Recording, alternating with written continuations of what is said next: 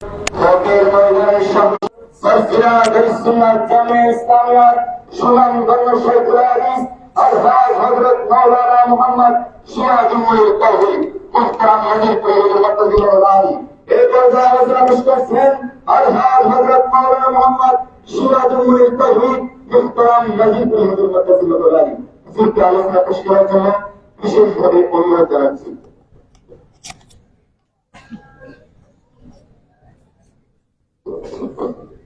নারায়ে তাকবীর, আল্লাহু আকবার, নারায়ে রিসালাত, পবিত্র ঈদে মিলাদুন নবী।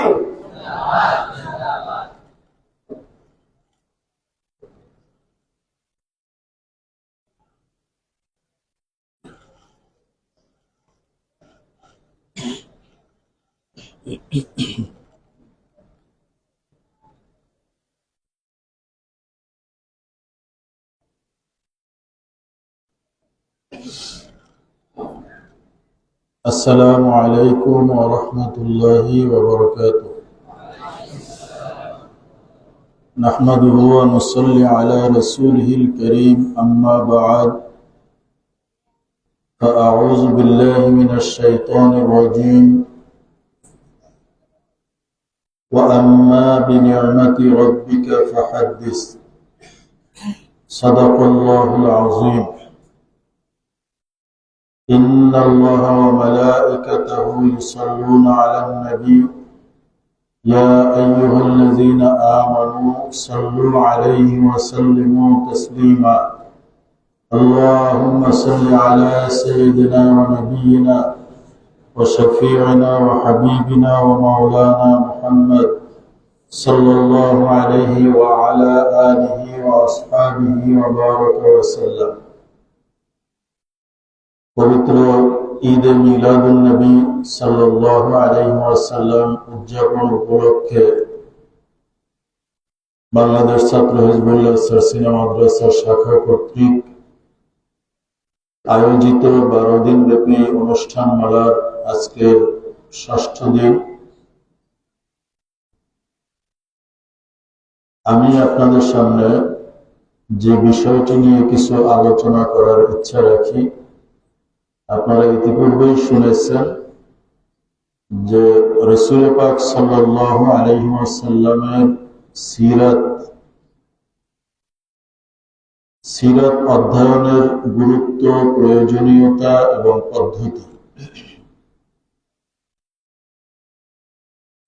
আমি শুরুতেই দু একটি কথা বলতে চাই যে রাসূল পাক সাল্লাল্লাহু আলাইহি ওয়াসাল্লামের সিরাত বলতে আমরা কি বুঝি। সিরাত শব্দের অর্থ হলো আত-তারিকা, সিরাত শব্দের অর্থ হলো আস-সুন্নাহ, সিরাত শব্দের অর্থ হলো আল হালাতু ওয়াল হাইআতু আল্লাতী ইয়াকুনু আলাইহা ইনসান। একজন মানুষ যেই অবস্থায় থাকে, যেই আকৃতিতে থাকে, সেটা হলো তার সিরাত। মুসা আলাইহিস সালাম যখন লাঠি নিক্ষেপ করেছিলেন, সাপ হয়ে গেছিল, তো আল্লাহ রাব্বুল আলামিন বললেন, খুযহা ওয়ালা তাখাফ, এই সাপকে তুমি ধরো, ভয় পেও না। সানুঈদুহা সিরাতাহাল উলা, আমি তাকে তার আগের আকৃতিতে ফিরিয়ে দেব। তাহলে আকৃতি। অতএব রাসূল পাক সাল্লাল্লাহু আলাইহি ওয়াসাল্লামের সিরাত বলতে নবীজির পুরো জিন্দেগি, রাসূল পাক সাল্লাল্লাহু আলাইহি ওয়াসাল্লাম এই পৃথিবীর জীবন পথে যেই রাস্তায় চলেছেন, যা কিছু করেছেন, সবই সিরাতের অন্তর্গত। রাসূল পাক সাল্লাল্লাহু আলাইহি ওয়াসাল্লামের সিরাত আমরা কেন পড়ব? কারণ আমরা রাসূল পাক সাল্লাল্লাহু আলাইহি ওয়াসাল্লামকে মুহাব্বত করি। শুধু মুহাব্বত করি না, আমরা বিশ্বাস রাখি যে রাসূল পাক সাল্লাল্লাহু আলাইহি ওয়াসাল্লাম আমাদের এই পৃথিবীতে আগমনের ওসিলা। অতএব যার ওসিলায় আমরা পৃথিবীতে এসেছি তিনি আমাদের কাছে সব কিছু। একজন মুমিন যে রাসূল পাক সাল্লাল্লাহু আলাইহি ওয়াসাল্লামকে প্রকৃতপক্ষে মহব্বত করে, ভালোবাসে, তার কাছে এই প্রশ্নই আসতে পারে না যে নবীজির সিরাত আমরা কেন পড়ব।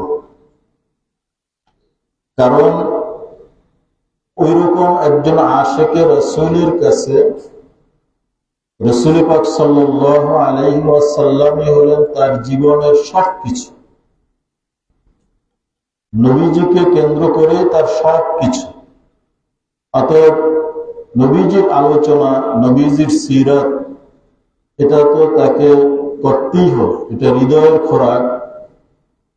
निगाहे इश्क मस्ती में वही अव्वल वही आखिर, वही कुरान वही फुरकान वही यासीन वही तोहा।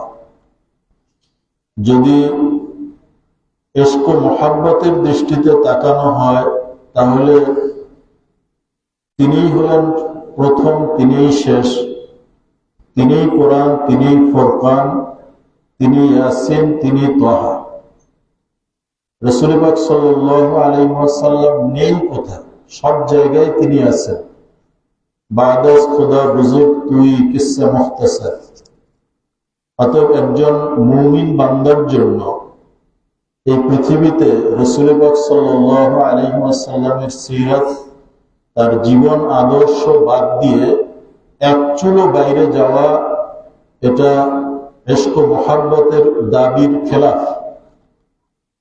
खिलाफे पैगंबर कसेरा गुज़ीर कि हरगिज़ नखाहत बेमंजिल रसीद। কবি যথার্থই বলেছেন যে রাসূল পাক সাল্লাল্লাহু আলাইহি ওয়াসাল্লামের খেলাফ করে, তার বিরোধ করে এই পৃথিবীতে কেউ তার মঞ্জিলে মাকসাদে পৌঁছতে পারবে না, কাঙ্ক্ষিত লক্ষ্যে পৌঁছতে পারবে না। পৃথিবীতে মানুষ সফল হতে চায়, আর যারা পরকালকে বিশ্বাস করে তারা পরকালেও সফল হতে চায়। একজন মানুষ সে পৃথিবীতে এই দুনিয়ার জীবনে সফল হতে চায় অথবা পরকালে আল্লাহর কাছে সফল হতে চায়, তার একটাই পথ, সেটা হলো রাসূল পাক সাল্লাল্লাহু আলাইহি ওয়াসাল্লামের জীবন আদর্শকে অনুসরণ করা। আল্লাহ রাব্বুল আলামিন বলেছেন, লাকাদ কানা লাকুম ফি রাসূলিল্লাহি উসওয়াতুন হাসানাহ। রাসূল পাক সাল্লাল্লাহু আলাইহি ওয়াসাল্লামের মধ্যে সর্বোত্তম আদর্শ নিহিত আছে। অতএব সেই আদর্শ, সেটা সকলের, সর্বযুগের, সর্বস্তরের মানুষের জন্য, এবং শুধু মুসলমান না, এটা গোটা মানব মণ্ডলীর জন্য। সে যদি মুসলমান নাও হয়ে থাকে, অন্য ধর্মাবলম্বী হয়ে থাকে, তার জন্য রাসূল পাক সাল্লাল্লাহু আলাইহি ওয়াসাল্লাম আদর্শ ছিল। একেবারে সর্বোচ্চ একজন রাষ্ট্রপতি থেকে শুরু করে একেবারে একজন সাধারণ রাখাল, বকরির রাখালগিরি যিনি করেন, সকলের জন্য রাসূল পাক সাল্লাল্লাহু আলাইহি ওয়াসাল্লাম আদর্শ ছিল। অতএব সেই ব্যক্তি, তার জীবনী, তার সিরাত, এটা তো আমাদেরকে জানতেই হবে। রাসূল পাক সাল্লাল্লাহু আলাইহি ওয়াসাল্লামকে উপলব্ধি করা, তার জীবনী যথার্থভাবে মোতালা করা, জানা, এটা আমাদের পক্ষে সম্ভব না। কারণ তিনি ছিলেন এক মহাসমুদ্রের মতো। আমাদের ক্ষুদ্র জ্ঞানে, আমাদের যে ক্ষুদ্র জ্ঞান আল্লাহ দিয়েছেন, তার দ্বারা নবীজির বিশালত্ব, এটাকে অনুভব করা সম্ভব না।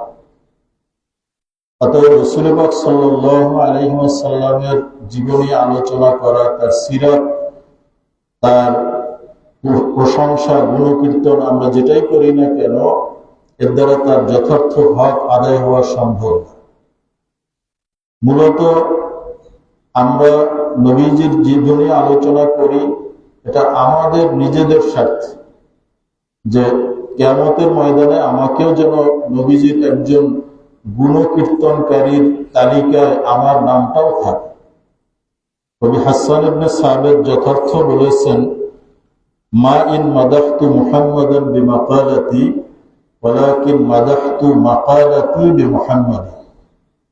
হাসান ইবনে সাবিত নবীজির কবি ছিলেন এবং আল্লাহ তাকে কত ভাষা জ্ঞান দিয়েছেন যে মসজিদে নববীতে জিবরাইল আলাইহিস সালাম তার পাশে দাঁড়িয়ে থাকতেন আর তিনি মিম্বরে বসে কবিতা আবৃত্তি করতেন, নবীজির শান বর্ণনা করতেন।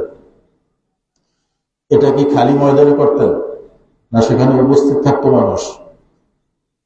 যদি উপস্থিত নাই থাকতো তাহলে পাহাড়ে জঙ্গলে গিয়ে করতেন, মসজিদের মেম্বারে তো করার প্রয়োজন ছিল।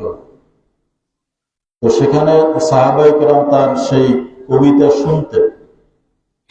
তো কবি যে জিনিসটা বর্ণনা করতে সক্ষম, সাধারণ মানুষ সেটা সক্ষম, কিন্তু কবি এখানে আত্মসমর্পণ করেছেন যে আমি যা কিছু তার প্রশংসা করি এর দ্বারা মূলত তার প্রশংসা এটা হয় না, কারণ যার প্রশংসা আল্লাহ রাব্বুল আলামিন করেছেন সেখানে আমি আপনি তার প্রশংসা করে তার মান মর্যাদা কি বাড়াইতে পারবো?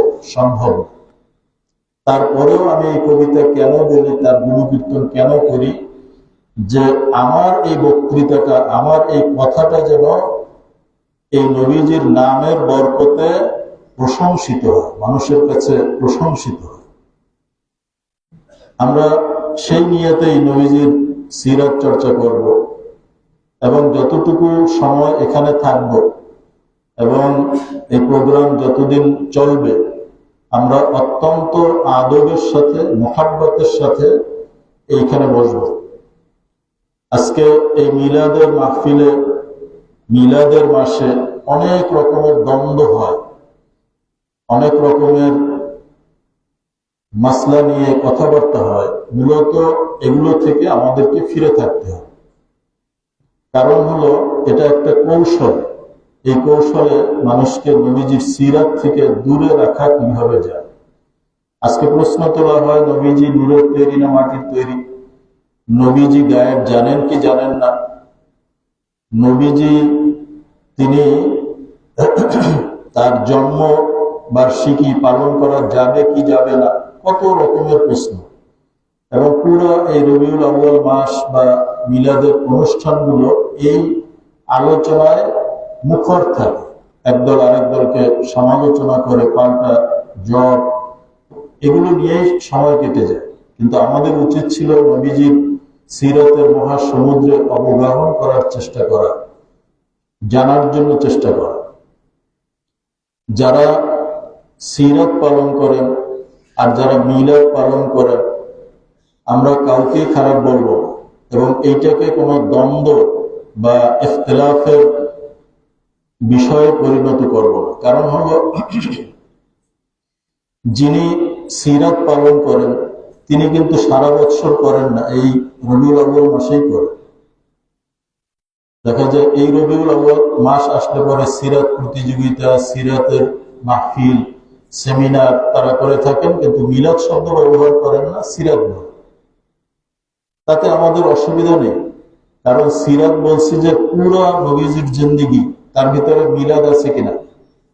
অতএব এটা ভাবার কোনো কারণ নাই যে সে মিলাদ বিরোধী, কারণ সে সিরাত যখন বলছে তার ভিতরে মিলাদ আসছে। দ্বিতীয়ত সে মিলাদের মাসে সিরাতের অনুষ্ঠান করতেছে, অতএব যতই সে বলুক যে এই মিলাদ মাহফিল করা যাবে না, সে নিজেই কিন্তু করতেছে, নবীজির জন্মের মাসে এই অনুষ্ঠানগুলো করতেছে। আর যারা মিলাদ অনুষ্ঠান করেন তারা কি মিলাদের অনুষ্ঠানে শুধু নবীজির জন্ম নিয়ে আলোচনা করা হয়? এই 12 দিনের প্রোগ্রামে এখানে কি শুধু নবীজির জন্মের বিষয়ে আলোচনা করা হবে? না। অর্থাৎ একটা বিশেষ নামকরণ করা হয়েছে মিলাদ, নবীজির জন্মের জন্য, যেহেতু এই মাসে তিনি জন্মগ্রহণ করেছেন। কিন্তু আলোচনা যখন করা হয় তখন পুরো সিরাত নিয়েই আলোচনা করা হয়। এমনকি যদি কেউ বলে যে না, সিরাত নিয়ে বাকি 11 মাস আমি আলোচনা করব, রবিউল আউয়ালে আমি নবীজির মিলাদ নিয়ে আলোচনা করব, তাহলেও আমি বলবো যে আপনাকে নবীজির পুরো সিরাত নিয়ে আলোচনা করতে হবে। কারণ কি? কারণ হলো, একটি বর্ণনা এসেছে, এটা অনেক নির্ভরযোগ্য তারিখের কিতাবে উল্লেখ করা হয়েছে। খতিব বাগদাদি এটা উল্লেখ করেছেন এবং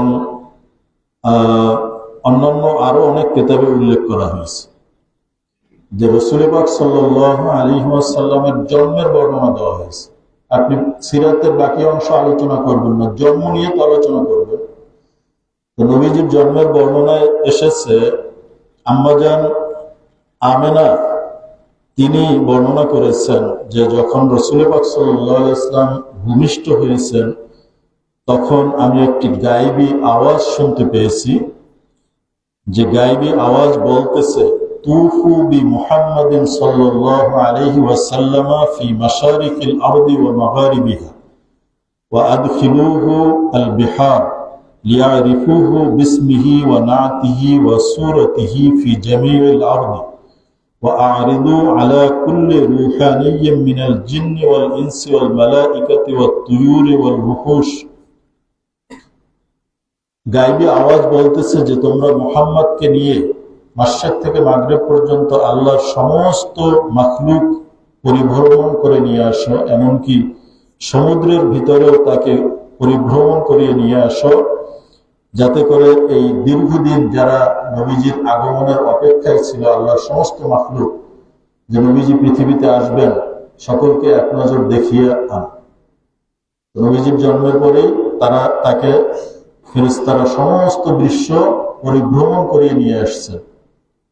এরপরে গায়েবী আওয়াজে বলা হয়েছে, ওয়া আতুহু খুলুকা আদম ওয়া মারিফাতা শীস ওয়া শাজাআতা নূহ ওয়া খুল্লাতা ইব্রাহিম ওয়া লিসানা ইসমাঈল ওয়া রিদা ইসহাক ওয়া ফাসাহাতা সালেহ ওয়া হিকমাতা লূত ওয়া বুশরা ইয়াকুব ওয়া শিদ্দাতা মূসা وصبر أيوب وطاعة يونس وجهاد يوشع وصوت داود وحب دانيال ووقار إلياس وعصمة يحيى وزهد عيسى وأغمسوه في أخلاق النبيين।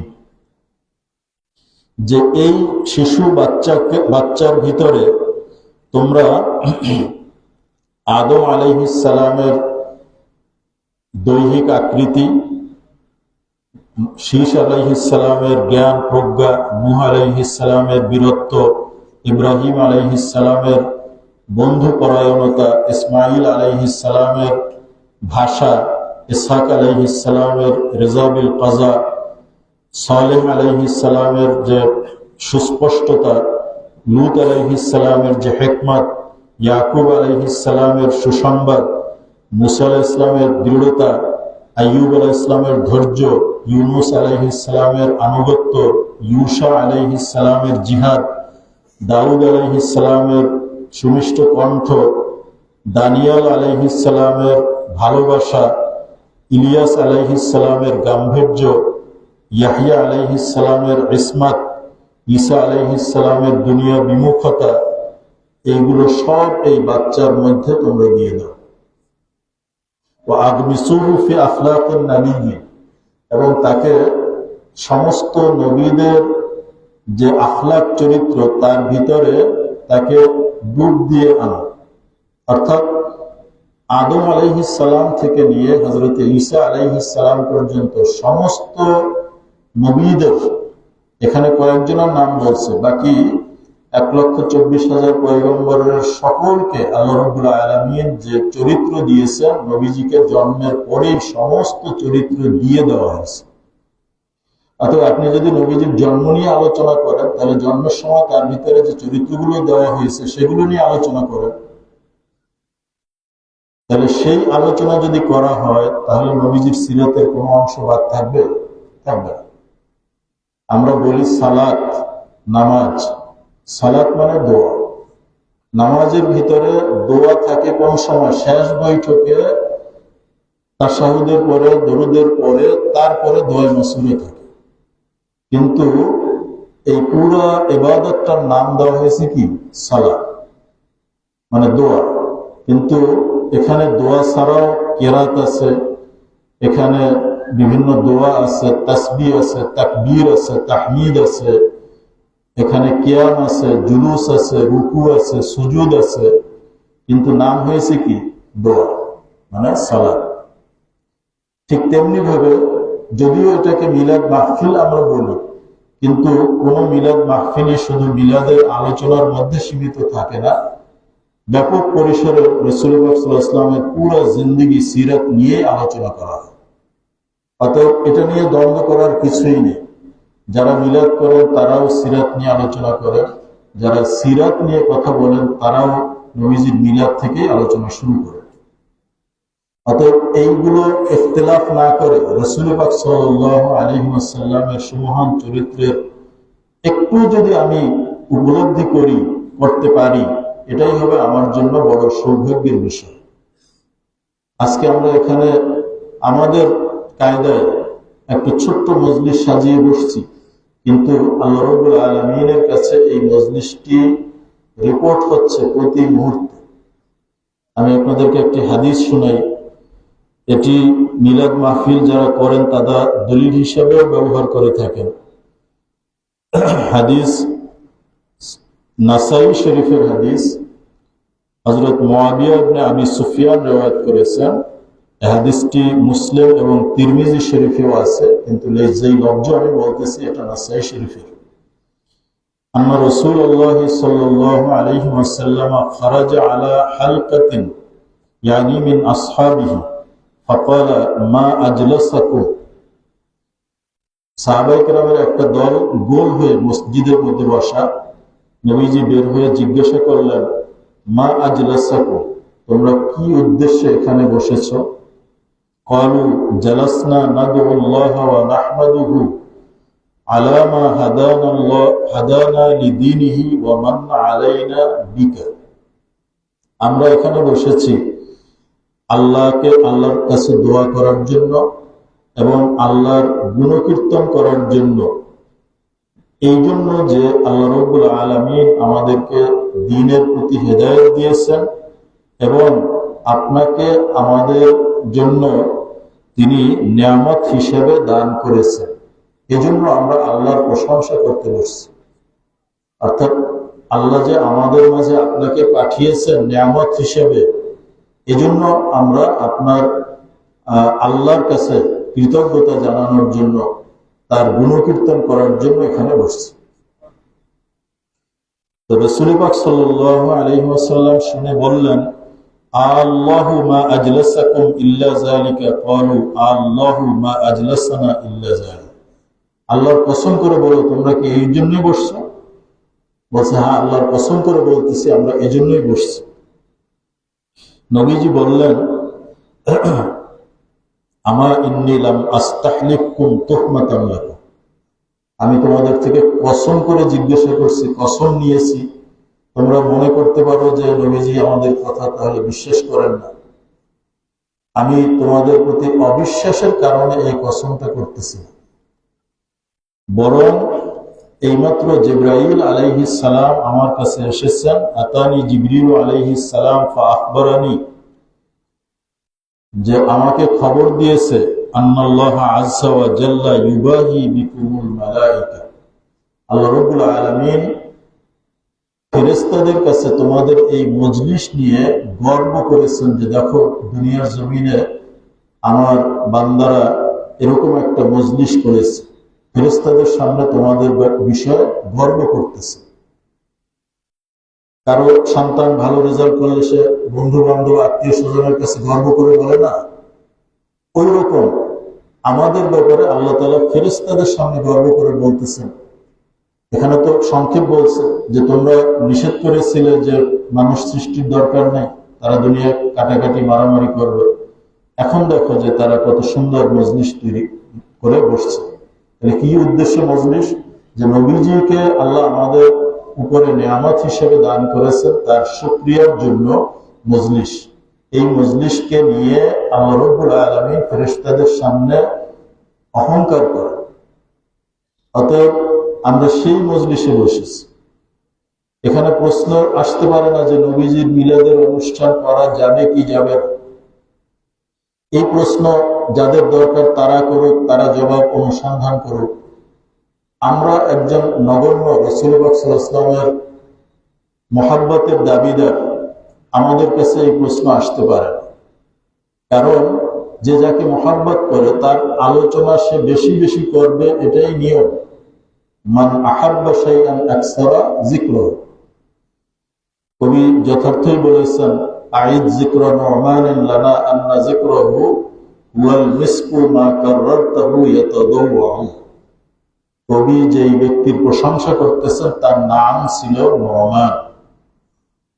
কবি বলতেছেন যে নু'মানের আলোচনা আমার সামনে বেশি বেশি করে করো, কারণ তার আলোচনাটা একটা সুবাসের মতো। সুবাস, সুগন্ধি। কারো পকেটে যদি শিশি থাকে, এটা যত লাড়াচাড়া করবে তত সুগন্ধি ছড়াবে, না দুর্গন্ধ ছড়াবে? সুগন্ধি ছড়াবে।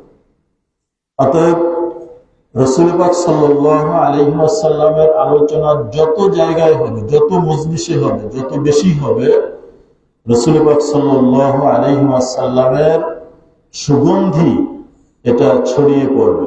আমাদের সেই নাক নেই, আমাদের সেই যোগ্যতা নেই, নতুবা বুখারী রাহমাতুল্লাহ আলাইহির মতো মুহাব্বত নিয়ে যদি কেউ হাদিস পড়ে, তাহলে মৃত্যুর পরেও তার কবর থেকে সুবাস আসে। আর কোনো যোগ্যতা না যে তার সিনাটা রাসূল পাক সাল্লাল্লাহু আলাইহি ওয়াসাল্লামের 6 লক্ষ হাদিসের সিন্দুক ছিল।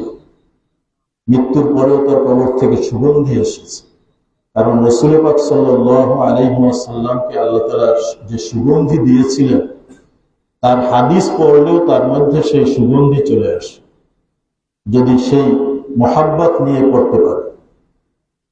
আর রাসূল পাক সাল্লাল্লাহু আলাইহি ওয়াসাল্লামের মুহাব্বত যদি না থাকে, তাহলে কিছুই অর্জন করা সম্ভব না। অতএব রাসূল পাক সাল্লাল্লাহু আলাইহি ওয়াসাল্লামের জীবনী আমরা যতটুকু পারি আলোচনা করব। যেখানে আলোচনা হয় আমরা শুনব।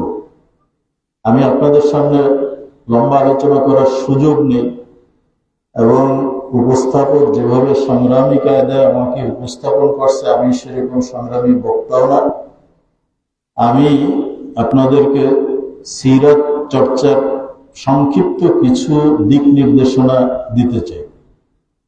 1 নম্বর হলো যে আমরা যখন সিরাত পড়ব, নিজের নিয়তকে পরিশুদ্ধ করে নিই। আমি বহু জায়গায় আলোচনায় বলেছি, রাসূল পাক সাল্লাল্লাহু আলাইহি ওয়াসাল্লামের জীবনীর উপরে একটি কিতাব লিখেছেন ডক্টর আব্দুস সালাম বালি, কিতাব আল খুলাসাতুল বাহিয়া ফি তারতিব আহদাস সিরাতিন নববিয়্যাহ। এই কিতাবের ভূমিকার ভিতরে তিনি একটি অধ্যায় এনেছেন যে এই কিতাবটি, অর্থাৎ নবীজির সিরাত কেউ পড়তে চাইলে প্রথমে তার নিয়তকে ঠিক করে নেওয়া উচিত। সেক্ষেত্রে কি নিয়ত করবে? আমরা তো একটাই নিয়ত করি, আর সমস্ত কিতাব যখন পড়ি তখন একটা উদ্দেশ্য আমরা বর্ণনা করি যে দুনিয়া ও পরকালের কল্যাণ লাভ করা, সাআদাতুদ দারাইন। এটা তো মুতলাক কথা, কিন্তু আপনি আপনার নিয়তকে যত বেশি করবেন তত বেশি সওয়াব হবে। এক হাদিসে নবীজি বলেছেন, হাদিস মুত্তাফাক আলাইহি, মান হাম্মা বিহাসানাতিন ফালাম ইয়ামালহা কাতাবাহুল্লাহু ইনদাহু হাসানাতান কামিলা। যে ব্যক্তি একটা নেক কাজের নিয়ত করলো, যদি সে সেই কাজটা করতে নাও পারে, তাহলেও তার আমলনামায় একটা সওয়াব লেখা হয়ে যাবে। আপনি সিরাত পড়তেছেন, নবীজি মদিনা রাষ্ট্রের রাষ্ট্রপতি ছিলেন কিনা? ছিলেন। আপনি নিয়ত করবেন যে আল্লাহ যদি আমাকে কোনোদিন এই দেশের প্রধানমন্ত্রী বানায় বা রাষ্ট্রপতি হই, তাহলে নবীজি কিভাবে দেশ চালিয়েছেন আমি সেইভাবে চালাবো। এজন্য আমি নবীজির জীবনী পড়তেছি যে তিনি কিভাবে দেশ পরিচালনা করেছেন। আপনি রাষ্ট্রপতি হইতে পারবেন? এই মজলিসের সবাই কি প্রধানমন্ত্রী হইবে? হওয়ার দরকার নাই। এইখানে এই মজলিসে নিয়ত করার সাথে সাথে আপনার আমল নামায় কিন্তু সওয়াব হয়ে গেছে। একজন রাষ্ট্রপতি প্রধানমন্ত্রী হওয়ার শখ কিন্তু হয়ে গেছে। সেটা যেই সেই প্রধানমন্ত্রী না, যে নবীজির সিরাত অনুযায়ী দেশ পরিচালনা করবে। আপনি নিয়ত করেছেন, সাথে সাথে সেই সব আপনার আমলনামায় লেখা হয়ে গেছে। তো তিনি এখানে উদাহরণ হিসেবে সিরাত পড়ার পিছনে 50টি নিয়তের কথা উল্লেখ করেছেন, যে এই 50টি নিয়ত আমরা করতে পারি। সাথে সাথে এর চেয়েও আরো অনেকে বাড়াইতে পারেন, আল্লাহ আরো কারো মনে কোনো নিয়ত উদ্রেক করতে পারেন। উনি এখানে প্রস্তাবনা হিসেবে 50টি নিয়তের কথা বলেছেন। এবং শুধু সিরাত পড়ার জন্য না, এরকম যে কোনো ভালো কাজের ক্ষেত্রে ভালো নিয়ত কিভাবে করা যায়, এই জন্য তিনি একটি কিতাব লিখেছেন। যেমন আপনি দান করবেন, সদকা করবেন, কিতাব পড়বেন, যে কোনো ন্যাক কাজ করবেন, তার ভিতরে কত ভ্যারাইটিস, কত ব্যাপক নিয়ত করা যায়, এইটার উপরে তিনি একটি কিতাব লিখতেছিলেন যখন এই ভূমিকা লিখছেন। তো তিনি সেই কিতাবটার নামও প্রস্তাব করেছেন তুহফাতুস সাইরিন ফি তরিকিল আউলিয়া ওয়াস সালিহিন। সেখানে ওই কিতাবটা ফিকার তারতিব অনুযায়ী সাজানো হয়েছে। অর্থাৎ একেবারে তাহারাত, ইস্তেঞ্জা থেকে শুরু করে প্রত্যেকটার ক্ষেত্রে নিয়ত, যে আমি ওযু করতেছি, কি নিয়ত করব? নামাজ পড়ব একটা, কিন্তু আপনি এখানে 10টা নিয়ত করতে পারেন। আপনি 10টা করতে পারলেন না, 5টাও যদি করতে পারেন, বাকি 5টার সব আপনার আমলনামায় লেখা হয়ে যাবে। যে 5টা করছেন সেজন্য 10 গুণ কমপক্ষে পাবেন, 50 নেকি পাবেন। আর যে 5টা নিয়ত করছিলেন, করতে পারেন নাই, সেজন্য একটা একটা করে পাবেন, 5 নেকি পাবেন। নিয়ত করতে সমস্যা কি? তো এখানে তিনি সেই 50টা নিয়ত দিয়েছেন। 1 নম্বর, ইয়ানউই তাকাররুবা ইলাল্লাহি বিদিরাসাতি হাযাল ইলম আশ-শারঈ। সিরাত অধ্যয়নের মাধ্যমে আল্লাহর নৈকট্য লাভের নিয়ত। ইয়ানউই মারিফাতা আহওয়ালির রাসূল লিয়াক্তাদিয়া বিহি। নবীজির সার্বিক অবস্থা সম্পর্কে জানার নিয়ত, যাতে তার অনুসরণ করা যায়। ইয়ানউই মারিফাতা মাওয়াকিফির রাসূল লিয়াজদাদা লাহু হুব্বা। নবীজির বিভিন্ন সময়ের অবস্থা জানা, যাতে করে তার প্রতি মুহাব্বত আরো বেড়ে যায়। ইয়ানউই মারিফাতা মুজিজাতির রাসূল লিয়াজদাদা ঈমানা। নবীজির মুজিজা সম্পর্কে যাতে জানতে পারি, তাহলে সেই মুজিজার প্রতি আমার ঈমান আরো বেড়ে যাবে। ইয়ানউইল ইত্তিলা আলা মাওয়াকিফিন নবী ফিল বালা'i লিয়াজদাদা সাবাতা। বিভিন্ন বালা মুসিবতের সময় নবীজির অবস্থান কি ছিল, এটা আমি জানবো, যাতে করে বালা মুসিবতের সময় আমি সেভাবে ধৈর্য ধরতে পারি। ইয়ানউইল ইক্তিদা বিন নবী কাদাইয়াতিন ইলাল্লাহ। নবীজি দ্বীনের দায়ী হিসেবে কি ভূমিকা পালন করেছিলেন, আমি সেটা জেনে সেভাবে একজন দায়ী হব। ইয়ানউইল ইক্তিদা বিন নবী ফি মুআমালাতিল মুসলিমিন। আমি বলে যাচ্ছি, যারা ঘুমায় উঠে দাও। ইয়ানউইল ইক্তিদা بالنبي كزوج في بيته. ينوي الاقتداء بالنبي في عبادة ربه. ينوي الاقتداء بالنبي في حالة الغنى. ينوي الاقتداء بالنبي في حالة الفقر. ينوي الاقتداء بالنبي في حالة الصحة. ينوي الاقتداء بالنبي في حالة المرض. ينوي معرفة هدي النبي في الطهارة والصلاة والاقتداء به. ينوي معرفة هدي النبي في الجمعة والعيدين للاقتداء به. ينوي معرفة هدي النبي في الكسوف والاستسقاء للاقتداء به. একেবারে 50টা নিয়ত এখানে লেখা আছে। অনুরোধ থাকবে আপনারা এটা পড়ে নেবেন। দ্বিতীয় কথা, সিরাত যখন আপনি পড়বেন, সেক্ষেত্রে কোনখান থেকে শুরু করবেন এবং কোন কিতাবগুলো পড়বেন। এখানে লেখক তিনি একটা স্তর দিয়েছেন। যেহেতু উনি আরবি ভাষী, সেই জন্য আরবি ভাষার কিতাবের কথা বলছেন। আমি উর্দু এবং বাংলায় কি কিতাব পড়বেন সেটাও বলবো। তো একেবারে সিরাত স্টাডি করার প্রথম মারহালা হলো মারহালাতুত তাসিস। সেক্ষেত্রে যে কোনো সিরাতের ছোট একটা কিতাব মুখস্থ করে নিন এবং ধারাবাহিক কোন সময়ে নবীজির জীবনের কোন ঘটনাটা ঘটেছিল সেগুলো জানবে।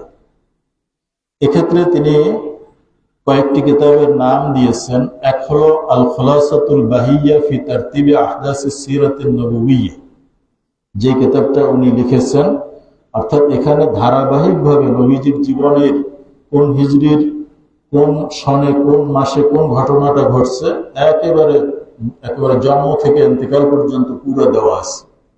এই কিতাবের ভিতরেই রাসূল পাক সাল্লাল্লাহু আলাইহি ওয়াসাল্লামের মাক্কি জিন্দেগীর 100টি যুদ্ধ অভিযানের বর্ণনা দেওয়া আছে, যে সারিয়া এবং গাজওয়া মিলে 100টি অভিযান নবীজি পরিচালনা করেছেন, সেটা এখানে দেওয়া আছে। তো পুরো কিতাবটা একেবারে মতন মুখস্থ করে ফেলতে হবে। অথবা ইবনে কাসির ওনার লিখিত একটি ছোট সিরাতের কিতাব আছে, আল ফুসুল ফি ইখতিসার সিরাতুর রাসূল, এগুলো মুখস্থ করে নেওয়ার মতো ছোট কিতাব। অনুরূপভাবে ইমাম তাবারি তার লিখিত কিতাব খুলাসাতুস সিরাতি সাইয়্যিদুল বাশার, তারপরে ইবনুদ দাইবা আশ-শাইবানি উনি কিতাব লিখছেন হাদাইকুল আনওয়ার ফি সিয়ারিন নবিয়্যিল মুখতার, আর একটি কিতাব আদ-দুরার ফি ইখতিসারিল মাগাজি ওয়াস সিয়ার লিইবনে আব্দুল বার। এটা প্রথম স্তরের, এর থেকে যে কোনো একটি কিতাব পারলে মুখস্থ করে নাও। দ্বিতীয় স্তর হলো পুরা নবীজির সিরাতের উপরে একটা তাসাউর বা ধারণা অর্জন করা। এখানে ধারাবাহিকভাবে নবীজির জীবনীটা পড়ে যাবে, যাতে পুরো জীবনের একটা কল্পচিত্র জেহেনের মধ্যে চলে আসে। এজন্য মধ্যম আকৃতির কিছু কিতাব সাজেস্ট করা হয়েছে, যেমন আর রাহিকুল মাকতুম, সিরাতুর রাসূল লিশেখ মাহমুদ আল মিসরি, আর সিরাতুন নবুবিয়া সাহিহা লিডক্টর আকরাম ইবনুল আমরি। তৃতীয় স্তর এটা হলো, এখন তো নবীজির পুরো সিরাতের একটা ধারণা হয়েছে, এখন পর্যালোচনা করা। এক্ষেত্রে এর চেয়ে একটু বিস্তারিত কিতাব পড়তে হবে। এখানে কয়েকটি কিতাব দেওয়া হয়েছে। হাজাল হাবিবু ইয়া মুহিব কিতাবের নাম, শায়েখ জাজাইরি লিখছেন। আসিরাতুন নবুবিয়্যাহ ফি যাওইল মাসাদিরিল আসলিয়া, ডক্টর মাহদি ইবনে আহমদ লিখছেন। আসিরাতুন নবুবিয়্যাহ দুরুসুন ওয়া ইবার, ডক্টর আলী ইবনে সাল্লাবি। বদরুল কুবরা সুওয়ারুম মিনাল ওয়াকি, ডক্টর মুহাম্মদ ইবনে আবদিহি ইয়ামানি। ফিকহুল গাযাওয়াত, ডক্টর মাহমুদ ইবনুল ঈসাওয়ী। ফিকহুস সারায়া, মাহমুদ ইবনুল ঈসাওয়ী। আর রাসূলুল কায়েদ আল লিওয়া, মুহাম্মদ ইবনে খাত্তাব। জাদুল মাআদ ফি হাদি খায়রিল ইবাদ লিল ইমাম ইবনুল কাইয়িম। এরপরে চতুর্থ স্তর হলো মারহালাতুত তাখাসসুস। কেউ যদি চায় যে আমি একেবারে রাসূল পাক সাল্লাল্লাহু আলাইহি ওয়াসাল্লামের জীবনীর উপরে একজন বিশেষজ্ঞ হব, সেক্ষেত্রে তাকে আরো ব্যাপক পরিসরে মোতালা করতে হবে। এখানে কিছু কিতাবের নাম দেওয়া হয়েছে যেগুলো মুফাসসাল, মাগাজিল ওয়াকিদি, আসসিরা লিইবনে হিশাম, আর রাউজুল উনফ ফি শারহ সিরাতে ইবনে হিশাম লিসুহাইলি 7 খণ্ড, আর তাবাকাত আল কুবরা লিইবনে সাদ, তারিখুত তাবারি, আল কামিল ফি তারিখ, আল বিদায়া ওয়ান নিহায়া, সুবুলুল হুদা ওয়ার রাশাদ ফি সিরাতে খায়রিল ইবাদ 14 খণ্ড, ইমতাউল আসমা বিমালিন নবী মিনাল আহওয়াল ওয়াল আমওয়াল ওয়াল হাফাদাতি ওয়াল মাতা'i লিল মাকরিজি, এটাও 14 খণ্ড, শাজারাতুজ যাহাব ফি আখবারি মান যাহাব লিইবনে ইমাদ আল হাম্বলি, উয়ুনুল আসার লিইবনে সাইয়্যিদিন নাস। এটা হলো ধারাবাহিক কিভাবে পড়তে হবে। আমরা অনেক সময় দেখি যে কোনো সাধারণ জ্ঞান নাই, আমি বিদায়া ওয়ান নিহায়া কিনে পড়া শুরু করে দিয়েছি। তারটিপটা বুঝতে হবে যে কোন কিতাবটা কোন সময় পড়া উচিত। এগুলো সবই আরবিতে লেখা। উর্দুতে সিরাতের বিশাল সমৃদ্ধ ভান্ডার আছে, যারা উর্দু পারেন অনেক কিতাব আছে। সিরাতে খাতুমুল আম্বিয়া ছোট কিতাব, সিরাতুল মুস্তাফা এটা একটু বিস্তারিত কিতাব, সিরাতুল নবী শিবলি নোমানির আরো মুফাসসাল কিতাব, এরকম সিরাত এনসাইক্লোপিডিয়া আছে, আরো বড় বড় সিরাতের কিতাব রয়েছে। আর যদি কেউ বাংলায় পড়তে চান, সেক্ষেত্রে এই কিতাবগুলোর বাংলা অনুবাদ হয়ে গেছে অনেক, সেগুলো আপনারা পড়বেন। আর সিরাতের উপরে মৌলিক বাংলায় কিতাব মুফাসসাল রয়েছে আমাদের শেখ হযরত পীর সাহেব কেবলার লিখিত যে কিতাব রয়েছে এটা মুফাসসাল, আর এর আগে ছোট কিতাবগুলো আপনি পড়তে পারেন। সিরাতে খাতামুল আম্বিয়া বাংলা অনুবাদ পাওয়া যায়। এরকম বিশ্ব নবী গোলাম মুস্তফার লিখিত, যদিও এটা সাহিত্যিক ভাষায় লিখিত, তারপরেও তথ্য নির্ভর, এটাও আপনারা পড়তে পারেন। যাই হোক, আপনি সিরাতের এত বিশাল ভান্ডার রয়েছে যে এটা যদি আপনি জীবনের শুরু থেকে অধ্যয়ন শুরু করেন আর জীবনের শেষ পর্যন্ত আপনি অনবরত খাওয়া দাওয়া ঘুম বাদ দিয়েও পড়েন, সিরাতের কিতাব পড়ে শেষ করতে পারবেন। শুধু রাসূল পাক সাল্লাল্লাহু আলাইহি ওয়াসাল্লামের নাম, তার ব্যাখ্যার উপরে 8 খণ্ড কিতাব আছে। নবীজির চরিত্র বৈশিষ্ট্যের উপরে 12 খণ্ডের কিতাব রয়েছে। আর নবীজির হাদিস, এটাও তো তার সিরাতের অন্তর্গত। অতএব আপনাকে সিদ্ধান্ত নিতে হবে যে আমি কোন কোন কিতাব পড়ব। অতএব এই বছর আমরা মিলাদের অনুষ্ঠান করতেছি, রবিউল আউয়াল মাসে নবীজির জীবন আলোচনা হয়। আপনি কমপক্ষে একটি কিতাব পড়েন, এটাকে নোট করেন, আগামী বছর এই কিতাবটা না আর একটা কিতাব আপনি পড়েন। এভাবে করে করে যদি আমরা কিছু কিছু পড়ি, তাহলে এক সময় আমরা সিরাতের উপর অনেক কিছু জানতে পারব। রাসূল পাক সাল্লাল্লাহু আলাইহি ওয়াসাল্লাম এমন কোনো ব্যক্তি না, এমন কোনো আদর্শ না যে তাকে যত জানবেন তার প্রতি বিরাগ সৃষ্টি হবে। অনেক নেতা আছে যাদেরকে আমরা বড় লিডার হিসেবে জানি, পরবর্তীতে তাদের মৃত্যুর পরে হলেও যখন গবেষণা হয়, মৃত্যুর 100 বছর পরে তার এমন কিছু অপকর্ম বের হয় যে এতদিন পর্যন্ত তার প্রতি যে শ্রদ্ধা ভক্তি ছিল সেটা হারিয়ে যায়। কিন্তু রাসূল পাক সাল্লাল্লাহু আলাইহি ওয়াসাল্লামের জীবনী নিয়ে যত বিশ্লেষণ করা হোক, সেটা দার্শনিক দৃষ্টিভঙ্গি থেকে, সেটা বৈজ্ঞানিক দৃষ্টিভঙ্গি থেকে, সেটা যে কোনো দৃষ্টিভঙ্গি থেকে নবীজির জীবনের উপরে যত গবেষণা হচ্ছে, যত চুলচেরা বিশ্লেষণ হচ্ছে, নবীজির প্রতি মানুষের ভক্তি, শ্রদ্ধা, মহাব্বত, ভালোবাসা ততই বেড়ে যাচ্ছে। পাকিস্তানের এক ডাক্তার, তিনি নবীজির সুন্নাত নিয়ে গবেষণা করেছেন। আপনারা বাংলা অনুবাদও পেয়েছেন সেই বইয়ের, সুন্নাত বিজ্ঞান। অনেক সুন্নাত নিয়ে কিছু মানুষ প্রশ্ন করে যে এই সুন্নাতটা কেমন, কিন্তু তিনি বিশ্লেষণ করে দেখিয়েছেন যে না, রাসূল পাক সাল্লাল্লাহু আলাইহি ওয়াসাল্লামের প্রত্যেকটা সুন্নাত এটা একেবারে অত্যাধুনিক বিজ্ঞানের যে থিওরি তার চেয়েও অনেক অ্যাডভান্স।